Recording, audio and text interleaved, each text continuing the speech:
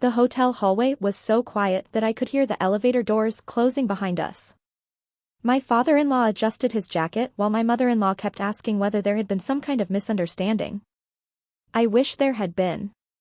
2 days earlier, my wife, Natalie, had kissed me goodbye and left for what she described as an important business conference in Seattle. Then, by pure accident, a colleague congratulated me on our vacation in Miami. That single sentence unraveled everything I thought I knew. I didn't argue with Natalie over the phone. I didn't accuse her of lying. Instead, I booked the next flight, called her parents, and asked them to come with me because I believed the truth deserved witnesses, not speculation. Now, we stood outside room 1418. I raised my hand and knocked 3 times. Footsteps approached from inside, and the lock slowly clicked open. The door opened only a few inches before Natalie froze. The smile she wore disappeared the instant she recognized the 3 of us standing in the hallway. "Mom? Dad," she whispered, gripping the edge of the door as though it were the only thing keeping her upright. Her parents looked just as confused. My mother-in-law stepped forward first. "Sweetheart," she asked gently, "I thought you said you were in Seattle."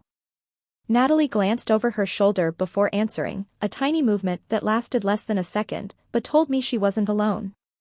She tried to step into the hallway and pull the door closed behind her. "This isn't a good time," she said quickly. "There's a client meeting inside." Before anyone could respond, a man's voice drifted from somewhere deeper in the suite. "Natalie, who's at the door?" The hallway fell completely silent. Even Natalie stopped breathing for a moment.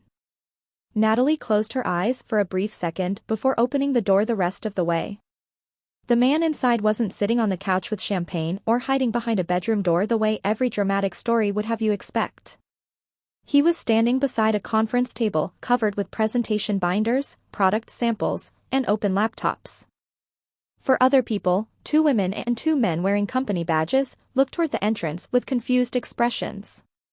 One of them immediately stood and extended his hand. "You must be Ryan," he said politely. "I'm Michael, the regional director. Natalie mentioned you might stop by." I looked at Natalie, then at her parents. Every assumption I had carried onto that hotel floor suddenly felt less certain. If this really was a business meeting, why had she lied about Seattle? Before I could ask, Michael added one sentence that changed everything. "She never wanted you to find out why we were really here." Michael asked everyone else to step into the adjoining conference room before gently closing the connecting door behind them. The suite suddenly became quiet. Natalie looked at the floor, unable to meet her parents' eyes. My father-in-law finally broke the silence. "Someone needs to explain what's going on." Michael took a slow breath before answering. "Natalie wasn't in Seattle because our company reassigned this project at the last minute. But that's not the reason she kept this trip secret." He reached into his briefcase and placed a folder on the table. Inside were medical reports, appointment schedules, and travel reimbursements. "For the past 8 months," he said, "our company has been quietly covering travel expenses so Natalie could receive treatment from a specialist here in Miami." My heart sank as Natalie wiped away tears. She whispered, "I didn't lie because I was hiding another man. I lied because I didn't want any of you to watch me fight this alone." For several seconds, no one spoke. My mother-in-law reached for the medical file with trembling hands, carefully reading the first page before covering her mouth in disbelief. The diagnosis wasn't something temporary or life-threatening, but it explained months of unexplained fatigue, cancelled plans, and sudden business trips. Natalie admitted she had been seeing a specialist in Miami after local treatments failed to improve her condition. She had convinced herself that keeping it secret was an act of love, that if no one knew, no one would worry. "I watched Dad go through years of hospital visits," she said quietly. "I couldn't put all of you through that again." Clear's throat, her father sat beside her, tears filling his eyes. "Sweetheart," he whispered, "you don't protect your family by carrying everything alone. You protect them by letting them stand beside you." Natalie finally looked up, and for the first time that day, she wasn't hiding anymore. The specialist arrived a few minutes later, having been called in after the meeting ended. He explained the diagnosis in clear, reassuring terms and outlined a treatment plan that had an excellent chance of success if Natalie continued with it. Hearing the facts instead of imagining the worst changed the atmosphere completely. My mother-in-law squeezed Natalie's hand, while her father quietly apologized for not noticing how much she had been struggling. I apologized, too, not for caring enough to come, but for allowing fear and unanswered questions to fill the spaces where trust should have been. Natalie admitted she had underestimated how much secrecy could damage the people she was trying to protect. "I thought I was sparing everyone pain," she said. "Instead, I created a different kind of pain.